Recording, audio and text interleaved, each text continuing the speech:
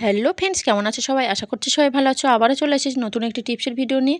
ভিডিওটি দেখতে থাকুন, আশা করছি ভালো লাগবে। নতুন নতুন ভিডিও পেতে অবশ্যই চ্যানেলটি সাবস্ক্রাইব করে পাশে থাকবেন। চলে আসছি প্রথম টিপসে। দেখুন বন্ধুরা, আমাদের বাড়িতে এই ধরনের যেসব কন্টেনারগুলো থাকে প্লাস্টিকের, এই কন্টেনারগুলো কিন্তু আমাদের অনেক সময় কি হয়, ফেলে দিই, পড়ে থাকে, এগুলো কাজে লাগে না। তাই আজকের একটা সুন্দর আইডিয়া আপনাদের সঙ্গে শেয়ার করছি, যেটা করলে কিন্তু আমাদের অনেক খরচা কিন্তু বেঁচে যাবে। আমাদের সেই জিনিসটা আমাদের বাজার থেকে দাম দিয়ে কিনতে হবে না। আমি একটা ছুরি নিয়েছি, ছুরি নিয়ে দেখুন আমি গরম করে নিচ্ছি। গরম করে নিয়ে আমি এইভাবে গোল করে করে দেখুন কেটে নিচ্ছি। গোল করে কেটে নিয়েছি আমি, তো দেখতে একটু ভালো লাগার জন্য। দেখুন একদম কিন্তু গরম করে নিলে খুব সুন্দরভাবে কিন্তু আমাদের এটা কেটে যাবে, যেহেতু প্লাস্টিকের। আর দেখুন আমাদের সবার বাড়িতে এরকম চামচ থাকে, আমরা চামচ ব্যবহার করি। আর অনেকের বাড়িতে কি হয়, চামচ স্ট্যান্ড থাকে না। তাই সেই স্ট্যান্ড যদি আমরা এরকম প্লাস্টিকের ফেলে দেওয়া কৌটো দিয়ে তৈরি করে নিই, তাহলে কিন্তু আমাদের বাজার থেকে যে চামচের স্ট্যান্ড আমাদের কিনতে হবে না, অনেক দাম দিয়ে বাড়িতেই কিন্তু পেয়ে যাচ্ছি। আমরা তৈরি করে নিচ্ছি নিজেদের হাতেই চামচ স্ট্যান্ড। তো অনেকেই থাকে চামচ স্ট্যান্ড তাদের বাড়িতে। তো তাদের করতে বলছি না, যাদের নেই তারা অবশ্যই এইভাবে চামচ স্ট্যান্ড বাড়িতে তৈরি করে নিতে পারেন বিনা খরচায়। দেখুন কতটা সুন্দর লাগছে।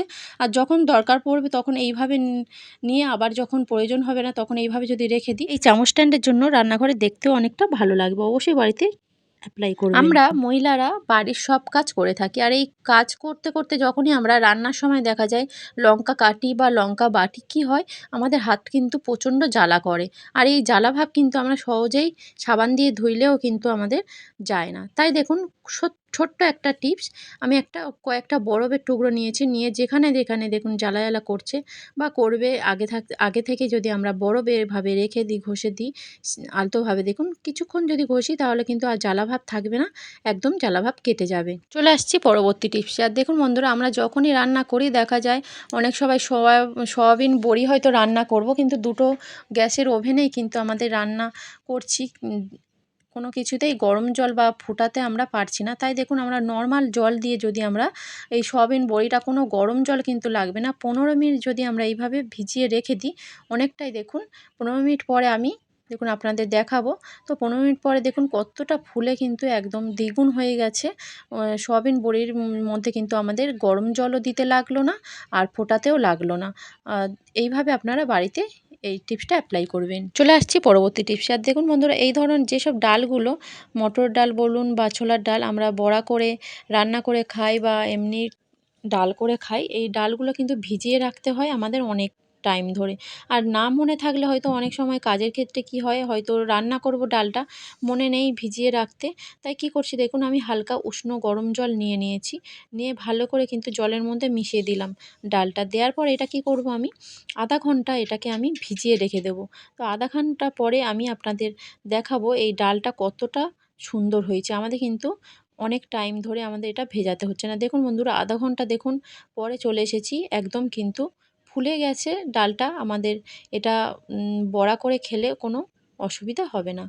চলে আসছি পরবর্তী টিপসে। আর দেখুন বন্ধুরা, এই ধরনের যেসব প্রেশার কুকারে আমরা রান্না করি, অনেক সময় কি হয়, সিটি উঠতে চায় না, আর সিটি না উঠলে কিন্তু প্রেশার কুকারের ঢাকা থেকে অনেক সময় খাবার উঠে যায়, বা যেগুলো নোংরা পড়ে সেগুলো কিন্তু উঠে যায়। দেখুন আমি প্রেশার কুকারটা ভালো করে ধুয়ে নিয়েছি। নেওয়ার পরে যখনই রান্না করব, তখন কি হয়, যদি আমরা হাফ চামচের মতো আমি সর্ষের তেল দিয়ে দিলাম। দেওয়ার পরে যদি আমরা রান্না করি, দেখবেন সিটিটাও ভালোভাবে উঠবে, আর কোনো রকম কিন্তু আমাদের খাবারটা ওর ভিতরে ঢুকে যাবে না। অবশ্যই বাড়িতে টিপসটা অ্যাপ্লাই করবেন। চলে আসছি পরবর্তী টিপসে। দেখুন বন্ধুরা, আমাদের বাড়িতে যেসব প্লাস্টিকের বোতলগুলো হয় না, এগুলো ফেলে দিই, কাজে লাগে না। তাই আজকে ছোট্ট একটি টিপস আপনারা ব্যবহার করে নিতে পারেন।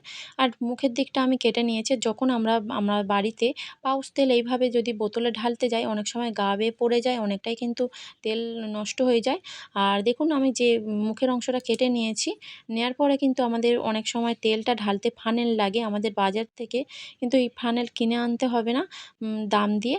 তো দেখুন এইভাবে যদি আমরা পাউচ ঢেলে নিই, পাউচ তেলটা, তাহলে কিন্তু কোনো রকম আমাদের ফানেল লাগছে না। সুন্দর করে কিন্তু ঢেলে নিচ্ছি, আর যে বোতলের গা বেয়ে কিন্তু আমাদের তেল পড়ে যাবে না। দেখুন কতটা কাজে লাগছে। চলে আসছি পরবর্তী টিপসে। দেখুন বন্ধুরা, আমাদের সবার বাড়িতে এরকম কিন্তু পুরানো চার্জার থাকে, যে চার্জারগুলো আমাদের খারাপ হয়ে যায়, অনেক দিন পড়ে থাকে, কাজে লাগে না।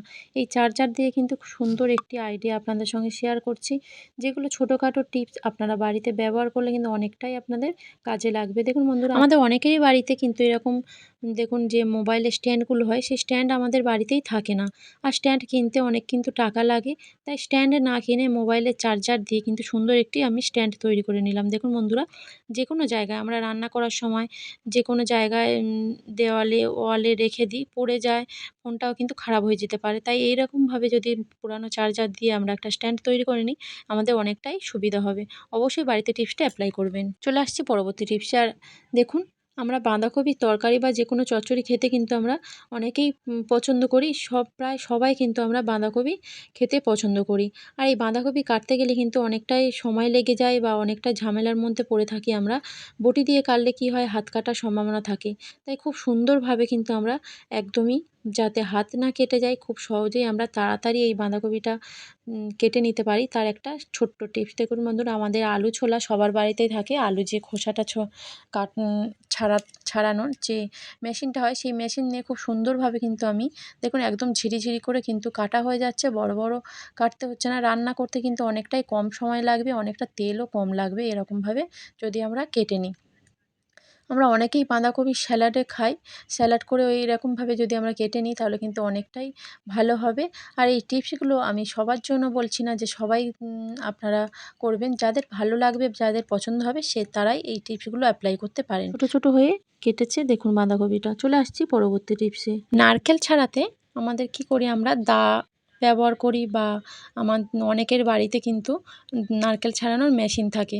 আর অনেকের বাড়িতে বা নারকেল ছাড়ানোর মেশিন থাকে না। তাই দেখুন আমি একটা স্ক্রু ড্রাইভার নিয়েছি। স্ক্রু ড্রাইভার কিন্তু সবার বাড়িতেই থাকে। এরকম একটু বড় স্ক্রু ড্রাইভার নিয়ে দেখুন আমি এরকমভাবে খোঁচা দিয়ে দিচ্ছি আলগা করে। তো এইভাবে যদি আমরা বাড়িতেই স্ক্রু ড্রাইভার দিয়ে নারকেলটা ছাড়িয়ে নিই, খুব বেশি সময় কিন্তু লাগবে না। এটা কিন্তু অনেক কম সময়ের মধ্যে 5 থেকে 6 মিনিটের মধ্যে আমাদের এই নারকেলটা আমরা ছাড়িয়ে নিতে পারবো। তো দেখুন, আপনাদের যাদের বাড়িতে বা মেশিন আছে, তারা নারকেলটা এই বা নারকেল ছাড়ানোর মেশিন দিয়ে ছাড়াতে পারেন। যাদের বাড়িতে বা নারকেল ছাড়ানোর মেশিন নেই, তাদের জন্য বলছি এইভাবে আপনারা বাড়িতে ছাড়িয়ে নিতে পারেন নারকেলটা। খুব কম টাইমের মধ্যে কিন্তু আমরা ছাড়িয়ে নিতে পারবো। আর দেখুন চারিদিকে কিন্তু আমি এইভাবে স্ক্রু ড্রাইভার দিয়ে আলগা করে নিয়েছি। নেওয়ার পর এইভাবে টেনে টেনে একটু ছাড়িয়ে নিচ্ছি নারকেলটা। তো যেখানে একটু বাঁধবে বা আটকে যাবে, সেখানে আবারও আমরা যদি স্ক্রু ড্রাইভার দিয়ে এইভাবে দেখুন আলগা করে নিই, তাহলে কিন্তু খুব সহজেই নারকেলটা আমরা ছাড়িয়ে নিতে পারবো। অবশ্যই কিন্তু বাড়িতে যাদের বা নারকেল ছাড়ানোর মেশিন নেই, এই স্ক্রু ড্রাইভার দিয়ে আপনারা নারকেলটা খুব সহজেই ছাড়িয়ে নিতে পারেন। অবশ্যই বাড়িতে টিপসটা অ্যাপ্লাই করবেন।